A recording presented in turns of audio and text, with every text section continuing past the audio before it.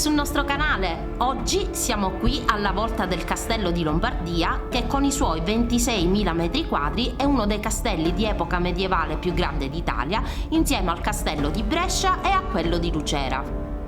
Il castello, così come lo vediamo, è il risultato di una serie di dominazioni, a partire da quella sicana, a quella bizantina, a quella araba, a quella sveva e a quella aragonese. Il nome di Lombardia viene imputato alla guardia lombarda, che era messa a guardia appunto del maniero ad opera di Ruggero II di Sicilia, che nel 1130 fece erigere il castello sui vecchi resti della fortezza sicana. Il complesso fortificato di Lombardia presenta nella parte occidentale il Rivellino, uno stretto spazio delimitato da torri angolari. Dal punto di vista strategico, questo avancorpo impedisce l'ingresso alla porta centrale, che si apre al centro del muro di cinta. La porta d'ingresso era anche difesa da un'altra torre, di cui oggi si conserva il basamento.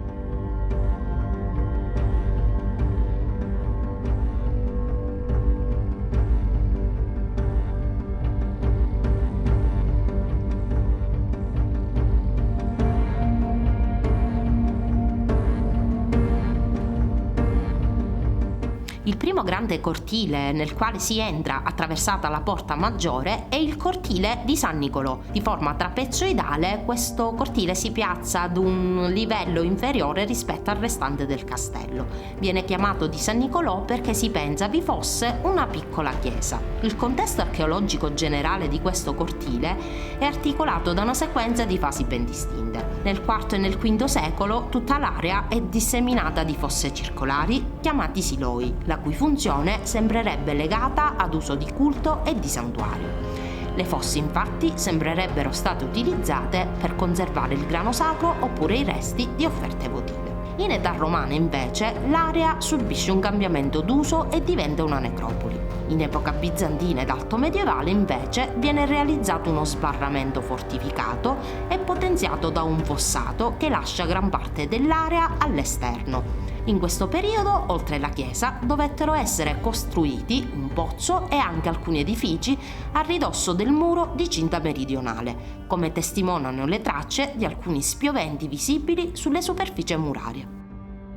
Nell'angolo nord-ovest del cortile, invece, potete vedere il quartiere spagnolo risalente al XV secolo. Questo edificio fu costruito per dare asilo a una guarnigione di soldati in armi da fuoco che erano atti alla difesa del castello e al controllo dei prigionieri che vi erano all'interno. Sempre all'interno di questo cortile, degli scavi archeologici effettuati tra il 1979 e il 2001 hanno posto in evidenza un ipogeo, cui si accede attraverso una rampa a grandi gradoni che probabilmente permetteva l'accesso agli animali e nel cui interno si apre un'ampia vasca colma d'acqua, un pozzo e un abbeveratoio. Nello spazio circostante l'ipogeo invece sono stati rinvenuti numerosi tagli nella roccia, parte dei quali riferibili all'attività di cava in periodo greco. Nel 2002 l'attività di scavo si concentra alla rimozione delle strutture in cemento del Teatro Sotto le Stelle, che per quasi mezzo secolo è stato sede del Teatro Lirico Cittadino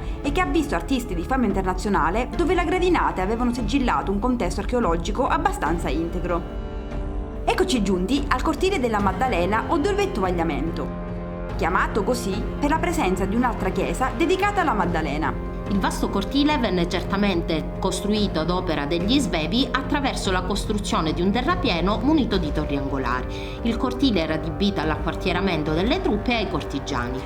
Sotto il cortile della Maddalena, in età moderna, vennero create delle vasche d'acqua che ancora oggi approvvigionano la città.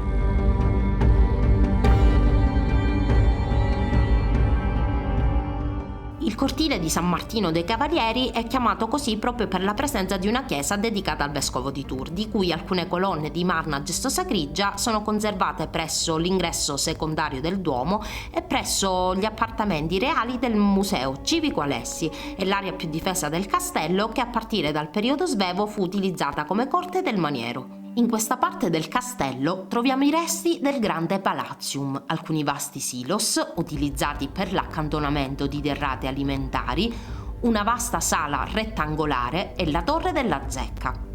Il cortile è dominato dalla mole della Torre Pisana. Il Palatium è posto lungo il muro divisorio tra il cortile di San Nicolò e quello di San Martino. L'estremità meridionale del Palatium è costituito da un possente doppio torrione chiamato Torre dell'Harem o delle Aquile, che doveva contenere al piano terra una vasta sala collegata con arcate che era adibita a vano privato della corte.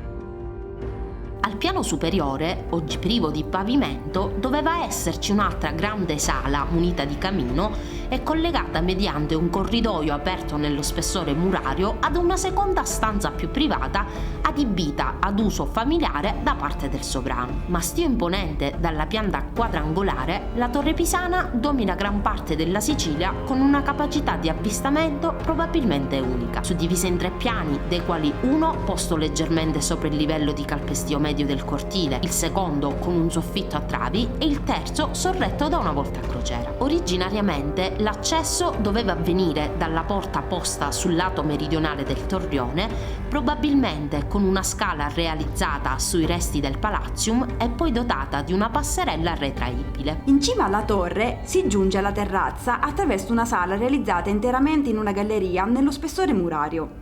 Il ruolo della torre, oltre a quello dell'avvistamento e della comunicazione, doveva essere quello dell'estrema difesa della corte, eventualmente assediata con la possibilità di controllare la città dall'alto. È da dire che il piano terra oggi è diverso da come doveva apparire, infatti ai tempi non esisteva la scala che oggi porta al piano di calpestio e la stanza doveva essere più grande. La cavità, oggi aperta sul muro occidentale, chiamata la Fossa dei Dannati, doveva aprirsi direttamente sul pavimento. Il castello di Lombardia fu una roccaforte di assoluta eccellenza, infatti per ben 2 volte al suo interno fu riunito il Parlamento siciliano, ad opera di Federico III d'Aragona, che vi era solito estivare. Che dire, speriamo di avervi tenuto compagnia portandovi il nostro meraviglioso castello.